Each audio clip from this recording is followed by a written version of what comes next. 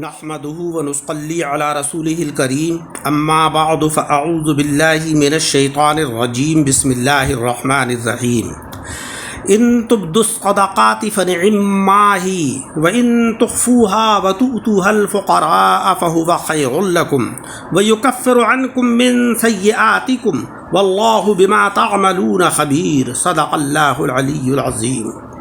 سامعین اکرام، آج کے درس قرآن میں سورہ بقرہ کی آیت نمبر 271 تلاوت کی ہے، جس میں اللہ رب العزت کا ارشاد عالی ہے ان تبدوا الصدقات فنعما ہی، اگر ظاہر کرو تم صدقوں کو پس بہت اچھا ہے، یعنی اگر خیرات اعلانیہ دو تو وہ کیا ہی اچھی بات ہے۔ وَإِن تُخْفُوهَا وَتُؤْتُوهَا الْفُقَرَاءَ فَهُوَ خَيْرٌ لَكُمْ، اور اگر چھپا کر فقیروں کو دو تو تمہارے لیے سب سے بہتر ہے۔ وَيُكَفِّرُ عَنْكُم مِّن سَيِّئَاتِكُمْ، اور اس میں تمہارے کچھ گناہ گھٹیں گے۔ وَاللَّهُ بِمَا تَعْمَلُونَ خَبِيرٌ، اور اللہ کو تمہارے کاموں کی خبر ہے۔ پچھلی آیتوں میں صدقے کے بہت سے اقسام اور احکام کا ذکر ہوا، مثلا پہلے ریا اور اخلاص کے صدقات اور ان کے احکام بیان ہوئے، پھر کھرے کھوٹے مال کی خیرات اور ان کے احکام کا ذکر ہوا۔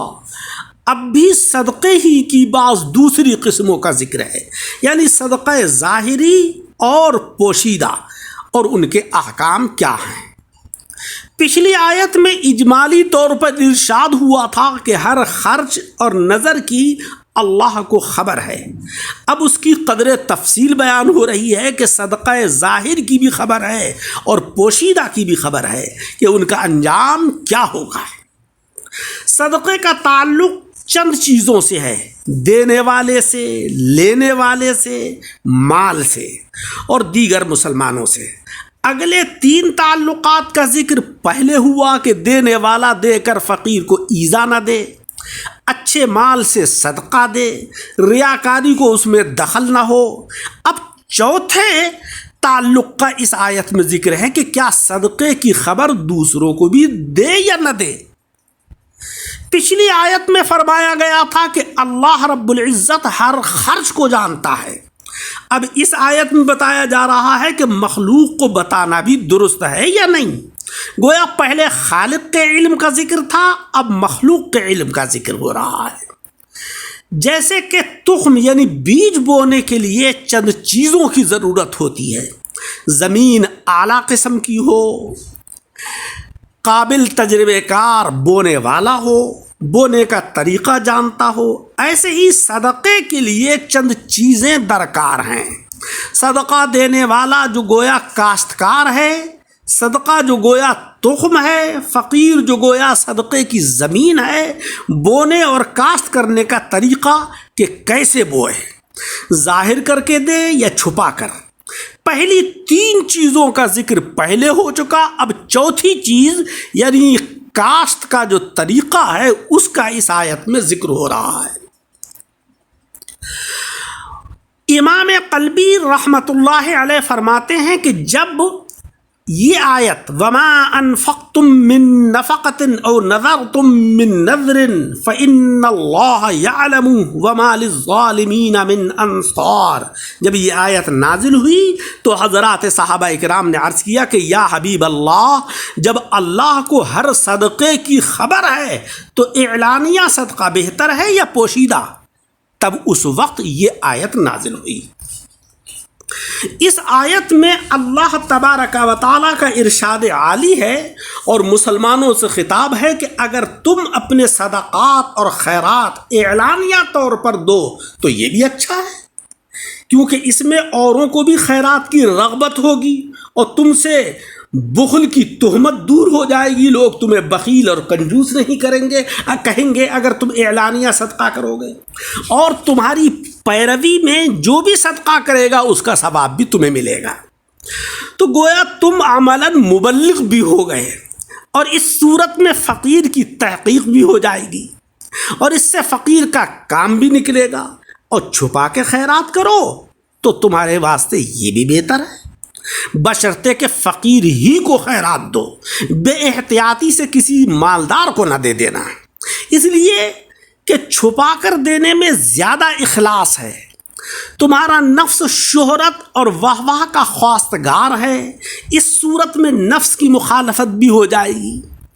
چھپا کر دینے میں فقیر کی پردہ پوشی بھی ہے کہ وہ لوگوں کی نگاہ میں ذلیل نہیں ہوگا۔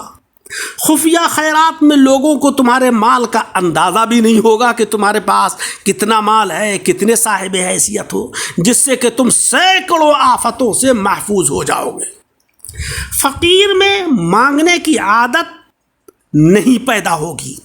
غرض کے اعلانیہ خیرات میں بھی بہت سے فائدے ہیں اور خفیہ خیرات کرنے میں بھی بہت سارے فوائد ہیں، لہذا وہ بھی اچھا ہے اور یہ بھی اچھا ہے، یعنی اعلانیہ خیرات کرنا بھی اچھا ہے اور خفیہ طریقے سے بھی فقراء کو دینا بہتر اور اچھا ہے۔ اس آیت میں یہی بتایا گیا ہے۔ اس صدقے کی برکت سے اللہ رب العزت تمہارے بہت سے گناہ معاف کر دے گا۔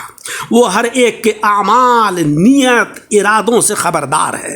صدقے کی طرح دیگر بدنی عبادات کا بھی یہی حال ہے کہ کبھی ان کا اظہار افضل ہوتا ہے اور کبھی چھپانا افضل ہوتا ہے۔ بعض عبادات کا اظہار بہتر ہے، بلکہ ضروری ہے کہ ان کو ظاہر کیا جائے، اور بعض کا اخفا بہتر ہے، یعنی چھپا کر ان کو کرنا بہتر ہے۔ پھر اپنے ایمان کا اظہار تو فرض ہے، کیونکہ اس اظہار پر شرعی احکام مثلا تجہیز و تکفین وغیرہ موقوف ہیں۔